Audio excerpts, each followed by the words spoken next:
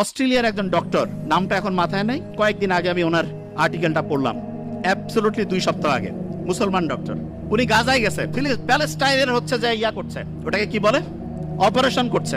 তা ইসরায়েল যে ভয়ঙ্কর ধ্বংসলীলা চালাইছে, অজ্ঞান করার যে জিনিসপত্র সেটাও নাই, অজ্ঞান করার জিনিসপত্র নাই।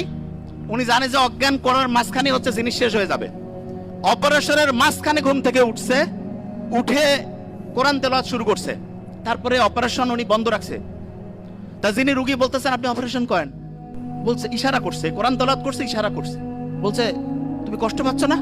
উনি কোরআন তেলাওয়াত করছেন, তখন ওই অপারেশনের পাশে যে আরেকজন আছে বলছে না, উনি কষ্ট পাচ্ছেন না।